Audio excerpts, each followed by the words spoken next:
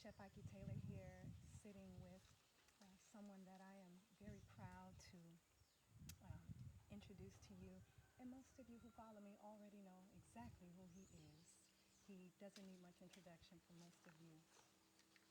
I'm here today in Panama. As you can see, you can hear all the life chirping and singing around us. I'm here today in Panama at the lovely and amazing Rio Pedro Farms. We are here at the Sun-Fired Culinary Institute with the master artist, culinary artist himself, Dr.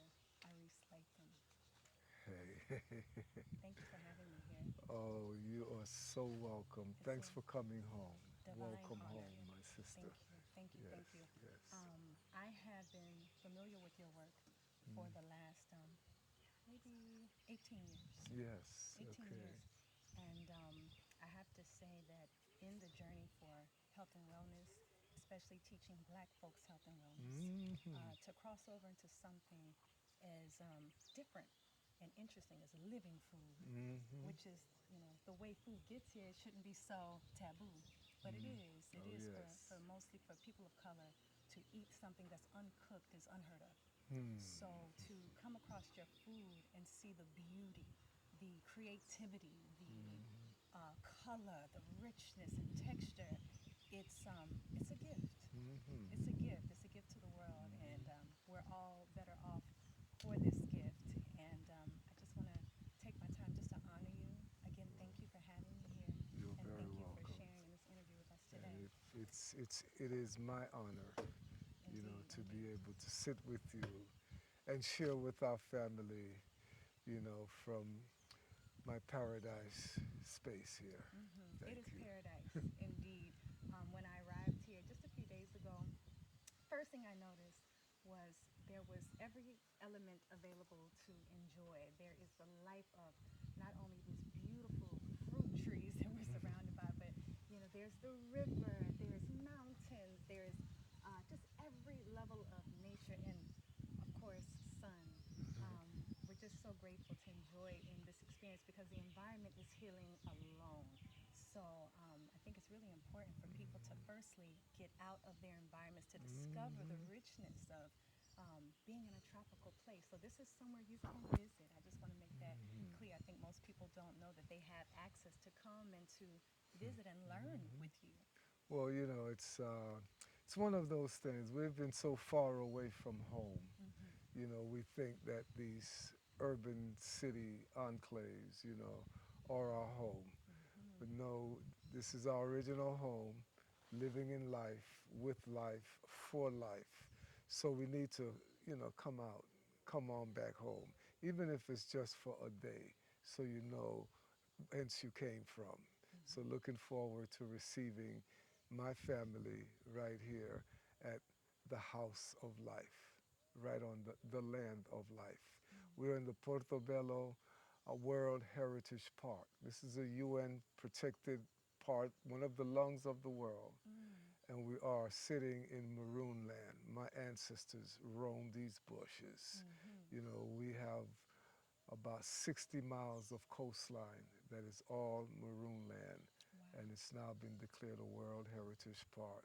So we're back home. I was born a few minutes from here in the Lake of Gatun.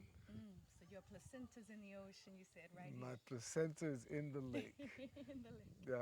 I understand that my mother was on her way to Cristobal Hospital, uh, and I think my ancestors didn't want her to deliver me.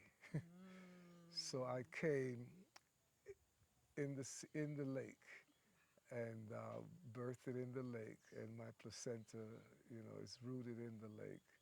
So I'm so obedient, that they sent me back home, Indeed, and indeed. I'm here thanks to the spirit of my ancestors. Give thanks. That they came here to build the canal for the world, just like we built other monuments for the world. And I kind of put it together and just thought that I just moving on to the next building site, I was So going to ask you, in coming here, what inspired you? Because you're born in this place, And I'm sure, like most people here, you grew up on beans and rice, Mm-hmm. mealy starch, all the same things that we grew Mm-hmm. up on, all the Yes. bad oils and sodas. And how did you decide you were going to make such an extreme devotion, such as living foods? Well, I didn't decide at all. Mm. It came organically. But the thing is, I'm in an era before the era that you're speaking about. I'm born in 1947, Mm. so I'm now 77 Mm. this year. Okay, so during my time, I was born on the U.S. Panama Canal Zone, Mm. a strip of land 50 miles long from coast to coast, the Atlantic to the Pacific, 50 miles, the shortest distance to that. This land joins two continents, the North Continent of America, the Southern Continent of America, and it joins two oceans, Mm. the Pacific Ocean and the Atlantic Ocean. So the north, south, east, west, they all intersect here through the Panama Canal waterway that was built by my grandfather, Joseph Thorpe, who came from Barbados, and he was one of the diggers. We dug it with picks and shovels for 10 years to build this canal so that, Mm. you know, we could make a shortcut from California to Wall Street. Mm. The original journey was a railroad, but even before that, it was the foot hike when the, the conquerors came. My ancestors here, according to Ivan Van Sertima, they came before Columbus. And in coming before Columbus, we've been here. When these guys landed in the Caribbean Sea, we were the first to let them know that there is a Pacific Ocean beyond the sea. Mm. So they took them across by foot, 50 miles from the Caribbean to the Pacific Ocean. And hence, that's when the big looting began. They made it down through the Pacific, went down to the ruins of the Inca. Well, they created the ruins of the Inca empires, all of the southern indigenous empires in the Americas, and they looted them. Mm. Brought the loot up on the Pacific coast by their little boats. When they came to Panama, unloaded, we unloaded, we brought it up, we unloaded it, we walked it across the isthmus. An isthmus is a body of land that connects two continents. So Panama is the only isthmus in the world, connects two continents. So we walked across there 50 miles with all the bounty and brought it to Portobello, right here, 20 minutes from here. Beautiful port. This is where the King of Spain had his customs office. Mm. So everything was brought here, tabulated from all the Americas. It was brought here, tabulated, and was shipped from Portobello to the king. Mm. So, and that the place that they had their customs office was right at the slave port. The auction block was there, Mm. and you know the history of the rest. Mm-hmm. So, Indeed. fast forward to 1850. That's 1492, Mm. when we gave up Spain, when the Moors gave up rulership of Spain, 1492. Mm-hmm. So it's no coincidence that the coloners, the conquerors Mm-hmm. came here in 1492. Mm-hmm. So the Mali mariners brought them over. Mm. Mm. Okay, they History didn't know the lesson. way. They thought they were going to India to rob silk, Mm-hmm. but they ended up bumping up over here to the West Indies. Our Caribbean islands, they thought they hit India, Mm-hmm. so they called it the Indies. Mm-hmm. But then later they figured out it was the West, the Indies in the West Indies. So as we move forward to 1850, the California Gold Rush. Yes. So the British were here. You know, of course, we had the Spaniards that owned this. You know, Gran Colombia was like New Amsterdam, New York, New Amsterdam. You know, the British, their new capital in the New World. Yes. The Spanish capital in the New World was the Gran Colombia. Panama was part of the Gran Colombia. Mm. Okay, so, but 1850, California gold rush. They wanted to rush that gold to Wall Street, and it was a frontier in America. There was no way to go by land Mm. from California to from San Francisco, from the Golden Gate Bridge, to bring the gold from the gold rush to Wall Street to get it over to the king and the queen of England. So they sent, their crew to collaborate in building the Panama Railroad. So to run it through the shortcut, because the whole deal was they can't go down through South America, the tip of Punta del Fuego, where our student Adriana Nielsen is from. Mm. They couldn't go down there because it would take them a few months to get to Wow. Wall Street. But in a few days, they got the gold to Wall Street by bringing it to the Pacific coast of Panama. The British built the railroad, the Panama Railroad, to rush it over to the Atlantic and move it on to Wall Street from there. And of course, my ancestors came from Jamaica. We were the Ah. builders of the Panama Railroad, Okay. supervised by the British, the English, who had the contract to build a railroad in Panama from Colon to Panama, to get it across. And also they built one in the western part of Panama to get one from Puerto Armuelles on the Pacific coast to Bocas del Toro. Because Bocas del Toro, that whole area of the Caribbean coast, they realized that that was the best pineapple, papaya, yes, and banana growing region of the world. So they produced pineapple, bananas, and papayas, and they were being shipped all over the U.S., so they had to get them to California. So they had that railroad right there, right at the border of Panama, of Costa Rica with Panama, and they shipped from there. And that wasn't enough, so they had to build another one. They built one in Costa Rica from Punta Arenas, from the blue zone of Costa Rica, to Limon, Costa Rica, where, the Caribbean basin. So we were working in the plantations, the banana plantations, and building the railroad. Jamaicans, yes. So all the So, indigenous families doing the labor of the contracts of your. yeah, they needed English speakers because they could not get the indigenous people to build, to I do was these curious about things. your English. I was surprised to hear how well you speak English. I think a lot of Black Americans assume that you are Black American and maybe you relocated here. I don't think a lot of people fully understand that this is a bilingual man who was raised in Panama speaking Spanish but also speaks English. Well, actually, I'm not a Black American. I'm not a Latin American. I am a Pan African. Yeah, Okay. indeed. So we've been here. We've been here, and we're still here. Yes, yes. And we, Doctor, tell me about this transition between typical diet and the okay. living food diet. How did you make that transition? Well, I grew up in my grandfather and grandmother's land.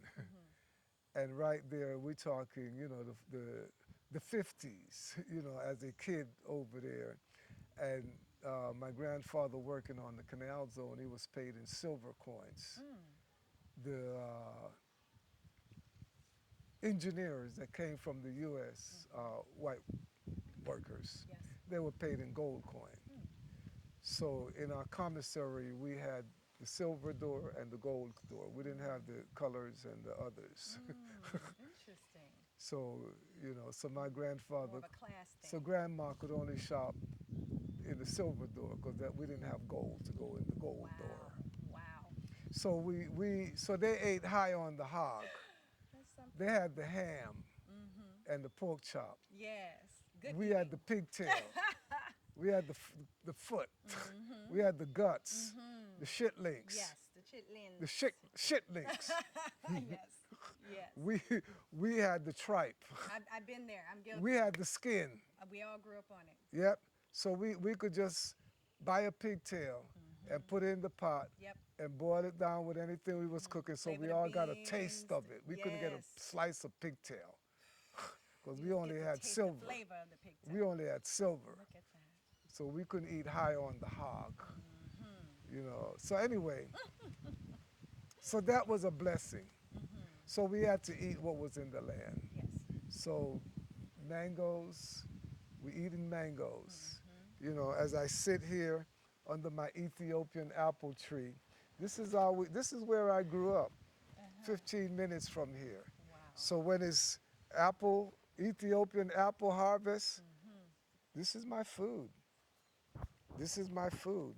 We ate off the land directly. We had no other choice. So it was a blessing. I would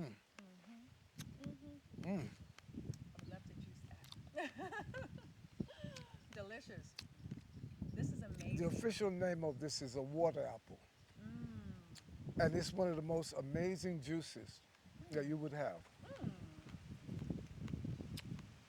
They say that an apple a day keeps the doctor away. This is actually a pear, but the apple and pear are cousins. So, cousins make dozens. That's right. So this is just how you grew up. The lifestyle has just come from what you knew. And the excitement with this is when you juice this, the color of the juice that comes out. It's not white. It's pink.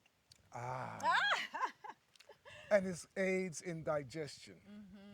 It seems like it would be very astringent, like cleansing to the liver, like kidneys. That's what I'm picking up. The digestive enzymes. So it's not unusual that the pirates would make something pink for your diet. So after you have indigestion, that you drink this pink liquid. Pepto-Bismol. That's so funny. So they're faking. They're faking nature. Yeah. But anyway, so I grew up on fruits in the bush. Yeah. We had a little coal stove, and Grandpa, we had 50 people living in the house. So we could make enough food on a little coal pot, back then. Yeah. So it was a bunch of this, bunch of bush food, yard food, yams and dumpling and, the things that we could create from the basics on the land. Indeed. So moving to the U.S. at the age of 17, a bush kid, barefoot in the bush. My first business I started at 12 years old, selling mangoes in front of the school, so I won't have to go in there to get educated. So I just went into business and left school at 12, So basically, growing up, moving from there, going to New York, landing in the inner city, Bed-Stuy, and getting introduced to Sloppy Joe, hot dog, hamburgers, and all this stuff, and soul food. Within a couple of years, my stamina kind of slowed down. Yeah. I was on the swimming team, track team, gymnastics, because we were swimming in the ocean out here. This was our swimming pool in the ocean. Wow. Yeah. We were jumping off waterfalls. Oh, that takes some serious strength to swim through the ocean. So to go jump off a springboard was like, oh man, this is a joke. Yeah. We Yeah. jumping off waterfalls and we spinning and doing everything, and we hit that blue hole, that small blue hole. You don't miss that hole. Yeah. From on top of the coconut tree, 100 feet, down into that little blue hole. And you know how to drop in there so you don't go hit the bottom too. All of that. I'm sure that contributes to how youthful you are now, because your body, I've been working with you in the kitchen, the last few days, and when I tell y'all this man is moving, he don't barely sleep, and he's just active, he's just moving, he's doing, he's giving directions, his mind is sharp. It's honestly phenomenal to witness. Well, it's a blessing, to have been brought up with this stamp in me, Yes. and being, on the college campuses in the 60s in the U.S. And the revolution. Good time. The revolution. It wasn't televised back then, like we're televising it to you right now. So Gil Scott, boy, we got you covered, man. We're taking it to the next level. What a time. So we're talking, Black Power movement Mm-hmm. We talking Vietnam War movement. Hell no, we won't Yes. go. Yes. We talking hippie movement. Yes. Back to the land. Yes. Take those shoes off. Grow your hair. Back to Mm-hmm. the land. Organic. Yes. Mm. Yep. We talking the conscientious Yes. objector movement. Yes. We talking the No accent. Symbionese Liberation Army, the Mm-hmm. radical, the Mm-hmm. radical, stray children of the 1%. Mm-hmm. So Mm-hmm. all four were converging on them. Amazing. So Amazing. this is the product of the 60s. This is the revolution. This is our revolution here. So it was part of the revolution, and a luta continua. The revolution continues. So it's self-defense. Stop you shooting yourself with foods as a weapon. Mm-hmm. So that's briefly how I got here. You know, that time I remember it seemed like this portal of energy just opened up when you look back at the 70s. Like everybody was vibrating super high. And then the crack cocaine era in the 80s Oh just seemed to yes. just wipe it Oh out. So yes. I Oh could only yes. imagine